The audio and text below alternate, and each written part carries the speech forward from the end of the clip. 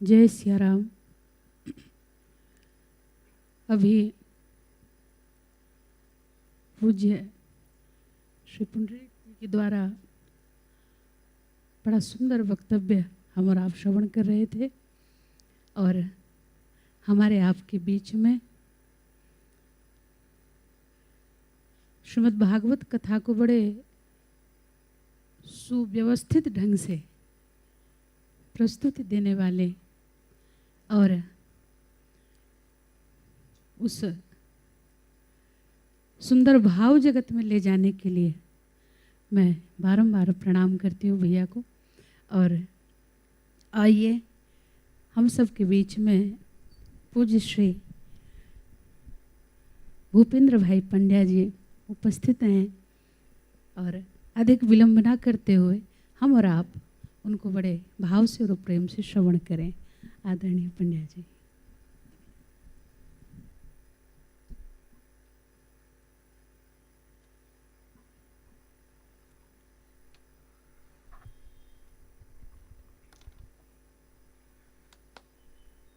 थोड़ा चेंज लागे ना बापू, आई तो अपने हमेशा बोलता हुए ये थोड़ा सा चेंज लगता है, परिवर्तन लगता है।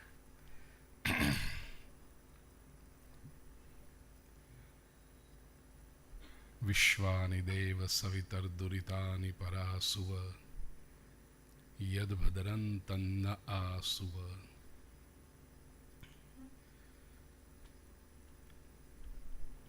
प्रिय बापू, बाकी जितने विशेषण जोड़ूंगा वे औपचारिक होंगे, केवल प्रिय विशेषण बापू के लिए आत्मीय लगता है। और मेरे अनुज सम पूज्य पुंडरीक जी के जो अंतिम शब्द मैंने सुने यहाँ आते हुए कि स्नेह जो बरस रहा है, ये पिछले 20-25 से भी अधिक वर्षों से अनुभव कर रहा हूँ। इसलिए प्रिय बापू और उपस्थित आप सभी वंदनीय सम्माननीय संतगण, जीवन में कुछ क्षण ऐसे होते हैं जहां आनंद और संकोच समन्वित हो जाते हैं। प्रिय बापू की उपस्थिति में ये दूसरी बार अनुभव कर रहा हूं। 15 वर्ष हो गए होंगे। मुंबई में सभी संस्थाएं मिलकर सम्मान करना चाहती थी। बापू आपने याद है, बहुत बड़े हॉल, प्रतिष्ठित हॉल में कार्यक्रम रखा था। 1-1.5 वर्ष से वो पीछे पड़े थे कि हम आपका सम्मान करना चाहते हैं, सम्मान करना चाहते हैं। मेरी एक ही शर्त थी जो 3 बातों में विभाजित थी कि सम्मान का स्वीकार मैं तभी करूंगा जब सम्मान जिनके हाथों किया जा रहा हो वो महानुभाव मेरे द्वारा मैं आपको सूचित करूं, उन्हीं को आप व्यवस्था करें, बुलाइए। बचपन से 3 ग्रंथों के आधार पर चलना हुआ, जीवन जीना हुआ। श्रीमद् भागवत, रामायण और भगवत गीता। मैंने नाम रखे थे श्रीमद् भागवत के लिए। अभी हमें एक और विशेषण जोड़ना पड़ रहा है, ब्रह्मलीन परम पूज्य कृष्ण शंकर शास्त्री जी दादाजी। भगवत गीता के लिए मैंने नाम रखा था अगेन ब्रह्मलीन पूज्य पांडुरंग शास्त्री जी दादाजी। और रामायण के क्षेत्र में से मैंने प्रिय बापू का नाम रखा था। वे दोनों महापुरुष का भी बहुत स्नेह रहा, लेकिन उस समय उनके स्वास्थ्य के कारण वे ना आ सके और मेरे अंतर की अत्यंत प्रसन्नता के साथ वो संयोग बैठा कि वहाँ पर सम्मान करने के लिए प्रिय बापू पधारे थे। और उस समय भी स्टेज पर जितना संकोच हो रहा था, इतना संकोच अभी मैं अनुभव कर रहा हूं। आनंद भी होता है, गौरव भी होता है। तो ये तो नहीं कह पाऊंगा कि नहीं नहीं नहीं नहीं चाहिए, अच्छा तो लगता ही है। तो दंभ तो आसुरी वृत्ति है। दंभो दर्पो अभिमानश्च क्रोधः पारुष्यमेव च। भगवद गीता का अध्ययन करूं तो दंभ तो कैसे कर सकता हूं।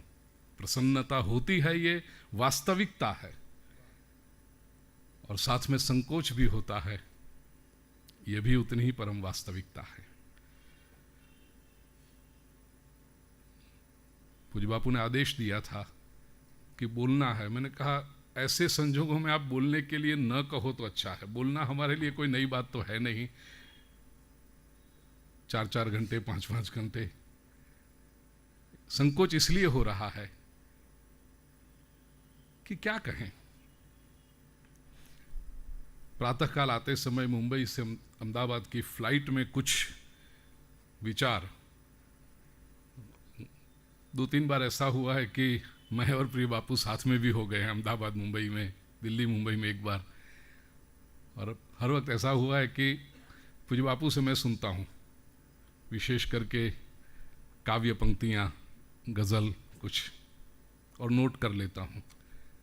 बापू आज आपकी अनुपस्थिति में कुछ नोट करके आया हूँ जो शेयर करना चाहता हूँ। हम सब साधक हैं प्रिय स्वजन, वी ऑल आर सीकर्स। समाज हमारे प्रति कुछ आदर से देखता है, ये प्रभु की कृपा है। इसके साथ ही एक सावधानी हमेशा रखी है कि समाज जितने आदर से देखता है, उस आदर के हम पात्र बन सकें। It is not a matter of pride, in fact it is a matter of awareness that we have to live up to their expectations. ये अंग्रेजी भी इसलिए कह रहा हूं कि प्रिय बापू ने कहा था कि आप तो तीनों भाषाओं में बोलते हैं।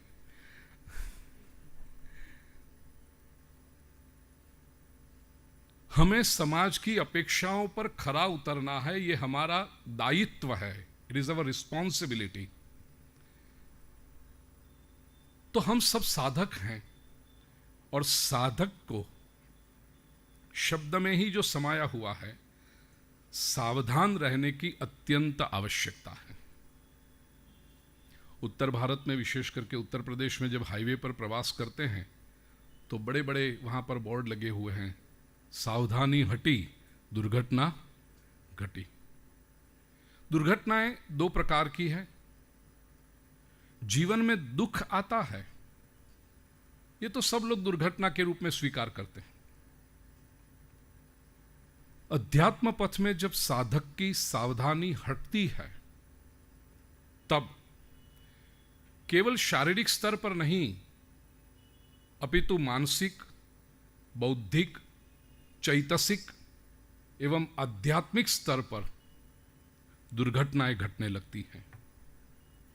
और उसके परिणाम स्वरूप साधक निजी जीवन में भी विचलितता, अशांति, स्ट्रेस, तनाव, डेस्परेशन, उद्विग्नता, ये बहुत सारी बातें अनुभव करता है।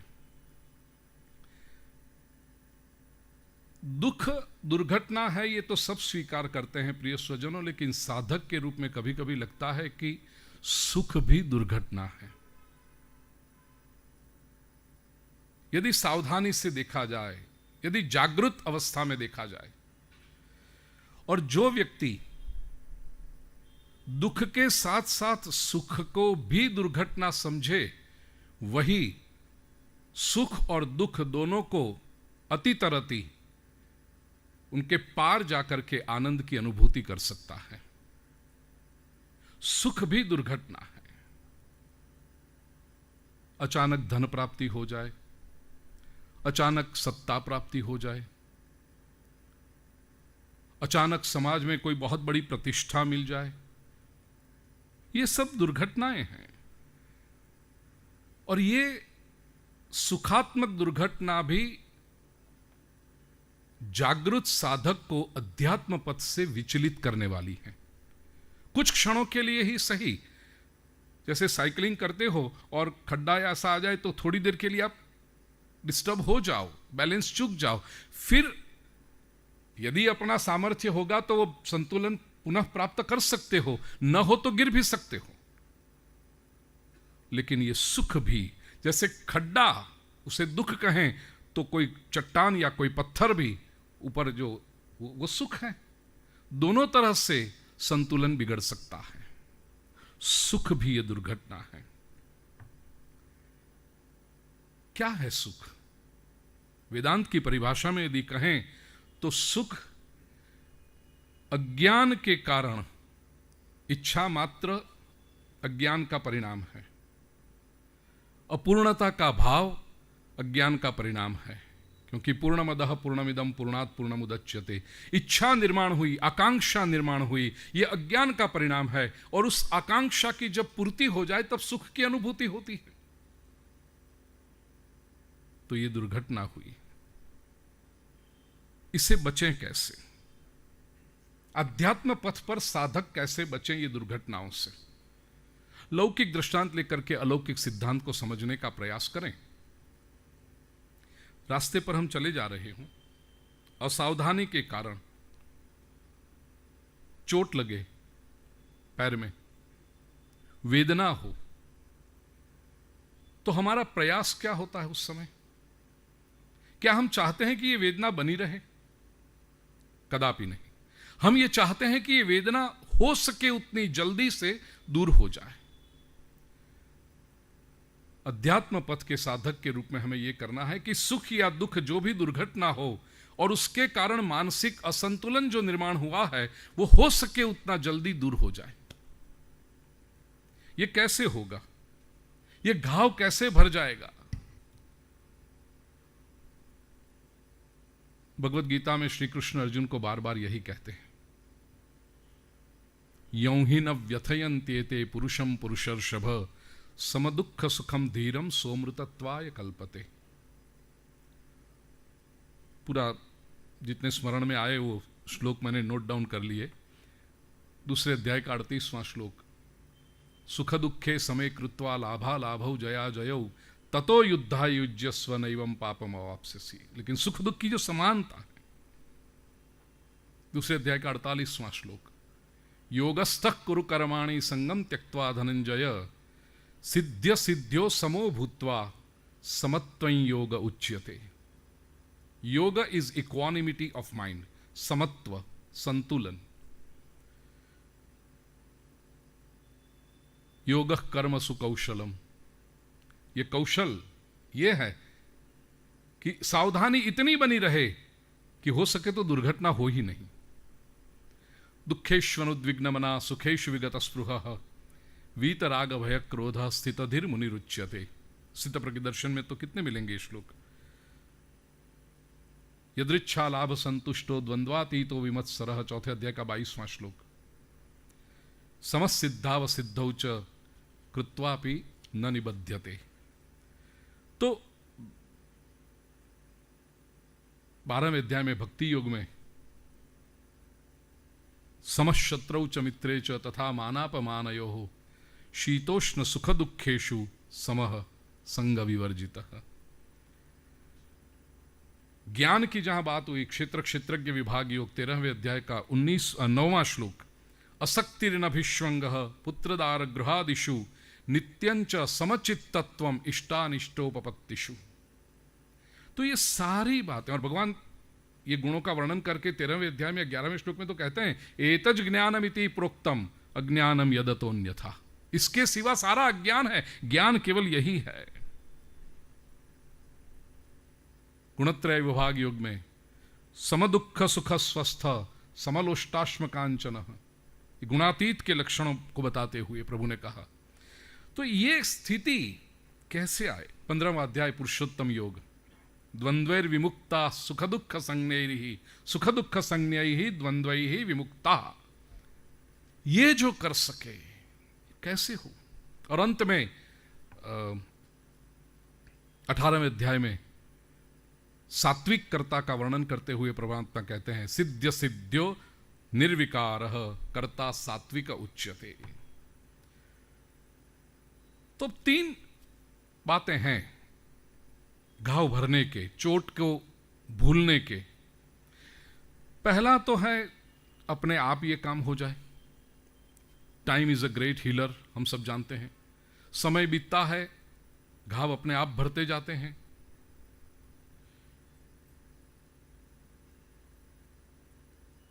याद रहे कि समय सुख या दुख की प्रक्रिया को, या तो सुख के राग को या दुख के प्रति द्वेष को दूर नहीं करता है। पुराने सुख दुखों को भुला देता है, नए सुख दुख निर्माण करते रहता है समय। तो टेम्पररी सॉल्यूशन अवश्य है, but time is not a permanent healer. वो तो साइक्लिक प्रोसेस है, एक हमेशा के लिए नहीं जाते। केवल पुराने सुख दुख की संवेदनाओं को कम कर देता है, नई संवेदनाओं को जागृत करता है समय। इसलिए सुख और दुख का लक्षण यह माना गया, कालः पिबति तद्रसम, कि सुख और दुख टिकते नहीं हैं। वो भी अच्छी बात है, नहीं तो एक सुख को ही हम पकड़ते रहते, या एक बार एक दुख आ गया फिर जीवन में दूसरा कोई दुख आता ही नहीं। ये संभव नहीं है। दूसरा प्रकार यह है, ये चोट पे रूझ आने का, अन्य व्यक्ति का हमें सहकार मिले, दूसरे का कुछ योगदान हो, जिसके कारण हमें चोट पहुंची वो आकर के हमारे पास क्षमा मांग ले, तो ठीक लगता है थोड़ा।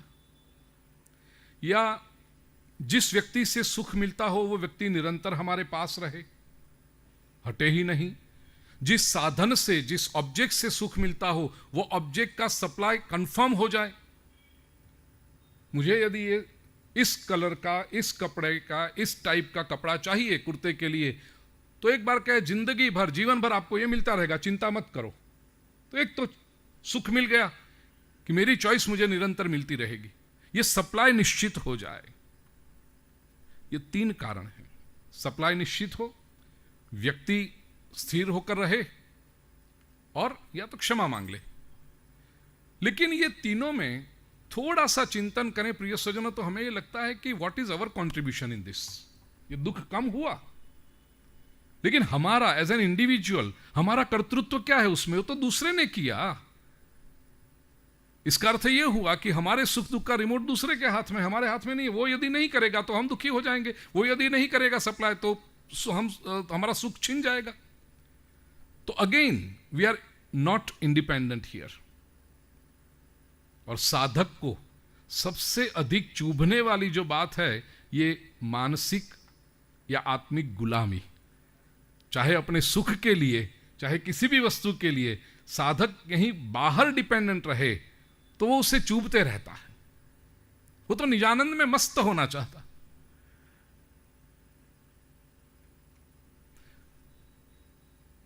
भावनगर से यहां गाड़ी में आ रहे थे, कुछ बात निकली। हाँ, मैंने कहा पूज्य बापू को धन्य है, वो 2-2.5 घंटे का ड्राइव करते हुए, अभी तो रास्ता बहुत अच्छा हो गया बापू। जब मैं कथा में आया था उस समय तो रास्ता बहुत खराब था, और आज भी मुझे बताया कई लोगों ने बहुत खराब है, बहुत खराब है। शायद वो इतना सुन लिया था कि खराब लगा नहीं रास्ता। लेकिन मेरे साथ में धीरेन्द्र भाई और भार्गव भाई थे। मैंने कहा कि पूज्य बापू को धन्य है, इतने बरसों से ये तपस्या कर रहे हैं भावनगर तलगाजड़ा की, आते जाते। और पहले तो सिंगल पट्टी रास्ता था, एयरपोर्ट चलो भावनगर का यूज कर लिया, लेकिन वहां से तो यहां तक आना कम से कम 5-6 घंटा या तो 3 घंटा वन वे भी रखना चाहिए। ये मैंने कहा, फिर 30 सेकंड के बाद मैंने कहा शायद इसीलिए मुझे पूज्य बापू के प्रति आदर है। He is such an individual, he lives his life on his terms. पूज्य बापू अपने शर्तों पे, मैंने जो प्रेम किया है बापू से, अध्ययन किया ऐसा नहीं कहूंगा, मैंने जो प्रेम किया है और मुझे प्रेम और आदर है, इसलिए he has always lived life on his terms, और ऐसे लोग बहुत कम होते हैं। बहुत सरल था ये जो चित्रकूट धाम यहां बना है, 20-25 साल पहले भावनगर में करते कौन रोकता? बड़ा सरल था, कर सकते थे पूरा वहां पर। भार्गव भाई ने कहा शायद बापू को तलगाजड़ा की भूमि से प्रेम होगा। मैंने कहा वो भी अलग बात है, but he lives life on his terms. ये साधक की वो अपने टर्म्स पे जीना चाहता है, उसको किसी भी प्रकार की गुलामी, स्लेवरी पसंद नहीं होती। ये साधक की एक परम लाक्षणिकता है। तो दूसरे व्यक्ति से यदि हमारा सुख बढ़ रहा है या दुख कम हो रहा है, तो उसमें हमारा कोई योगदान नहीं है, हमें कोई प्रसन्न होने की बात नहीं है। वो हमारी साधना का परिणाम नहीं है, वो दूसरे की कर्टसी का परिणाम है। और तीसरा फिर रास्ता है ये घाव को भरने का, चोट को भरने का, दुर्घटनाओं से बचने का। वो है अपने मन को अभ्यास करो। मन एव मनुष्याणाम कारणम बंध मोक्षयो। अपने मन को संस्कारित करो। मध्ययुगीन संत कवियों ने कहा हंसा तो मोती चुगए। ये मन रूपी हंसा जहां भी जाए वहां सुख के, प्रसन्नता के, आनंद के मोती ही चुन ले। ये आवश्यक है। जो अपने विकारों की निवृत्ति के लिए या अपने सुख की प्राप्ति के लिए अन्य पर आधार रखते हैं, उनकी अध्यात्म यात्रा दुष्कर होती जाती है। साधना उन्हीं के लिए है जो स्वयं पर विजय पाना चाहते हैं। भारतीय संस्कृति ने 2 महावीरों की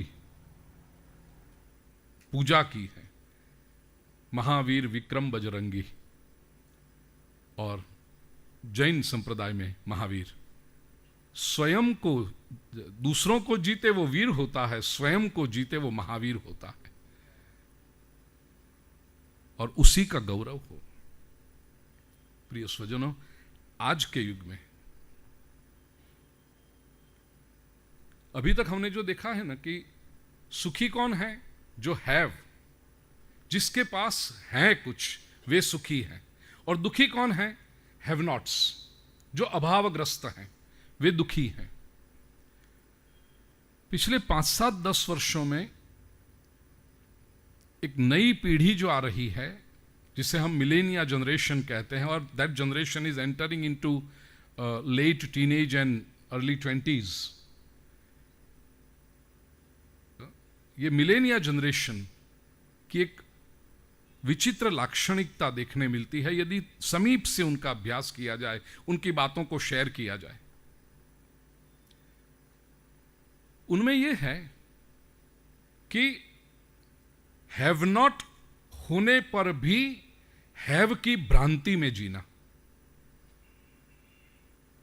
पास में कुछ न हो फिर भी सब कुछ है, ऐसी एक भ्रांति में वे जीते हैं।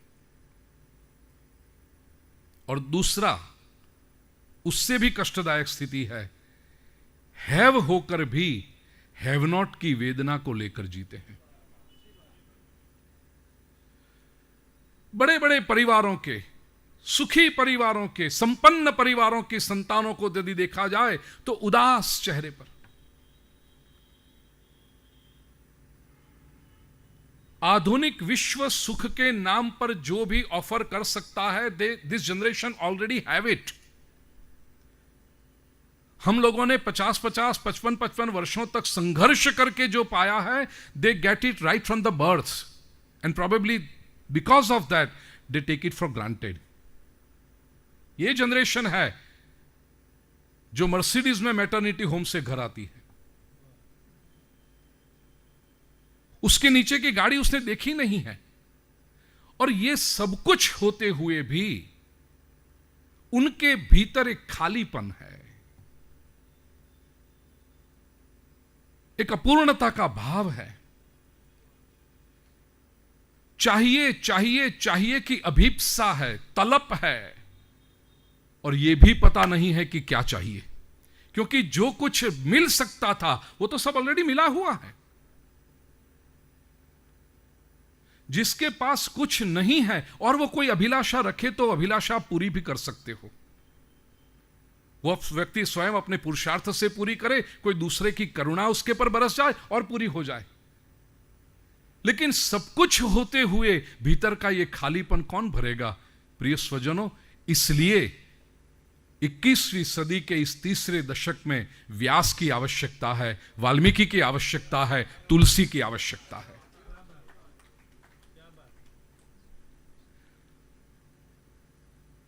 पैंतीस वर्ष पहले जब कथा जगत में फॉर्मली प्रवेश किया कि भागवत की कथा व्यासपीठ पर बैठकर करेंगे, और बापू बैंक की नौकरी करता तुम, बैंक में जॉब कर रहा था, वो जब छोड़ा, बैंक के मैनेजिंग डायरेक्टर सब अच्छी तरह से पहचानते थे, सद्भाव था उनको, उन्होंने कहा मत छोड़िए, कम से कम 1 और साल पूरा कर लीजिए, 10 साल पूरे हो जाएं आपको तो कुछ पेंशन मिलेगा।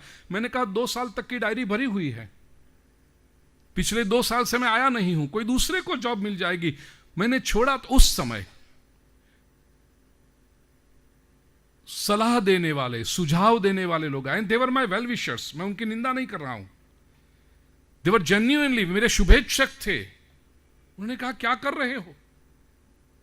मध्यम वर्गीय ब्राह्मण परिवार में से आया हुआ कोई युवक, उस समय 30-35 साल पहले जब बैंक की नौकरी मिल जाए तो ओहो सरकारी जमाई बन गए आप, जिंदगी निकल जाएगी, और क्या चाहिए आपको? Safe and secure job. और वो छोड़ रहा हूं मैं, कृष्ण की गोद में सर रख रहा हूं। तो देवर माय वेल विशर, चिंतित थे वो मेरे लिए कि क्या होगा। अभी ठीक है, जो बड़े बुजुर्ग हैं वो सब कथा सुनेंगे, 10 साल 20 साल के बाद क्या होगा, ये पूरी जनरेशन चली जाएगी, फिर कौन कथा सुनेगा? उस समय उनकी चिंता थी। और आज हम देख रहे हैं प्रिय स्वजनों कि यंग जनरेशन व्यास, वाल्मीकि और तुलसी से प्रेरणा पाने के लिए लालायित है, क्योंकि व्यासोच्छिष्टम जगत सर्वम, संसार में कोई भी ऐसी समस्या नहीं है जो इन महापुरुषों के चरणों में बैठकर हमें प्राप्त न हो। ये इसलिए मुझे याद आ रहा है, 35,000 फुट की क्रूजिंग स्पीड पर बैठकर मैं सोच रहा था, ये हमारा दायित्व है। पुंडरिक जी, इंद्रेश जी, ये हमारा दायित्व है प्रिय स्वजन। और इस समय मैं अनुभव कर रहा हूं, मैं सैंडविच जनरेशन हूं, अभी मुझसे आगे एक जनरेशन है, मेरे बाद वाली जनरेशन ये है, और मैं बीच में हूं। तो स्वाद वही होता है, यस।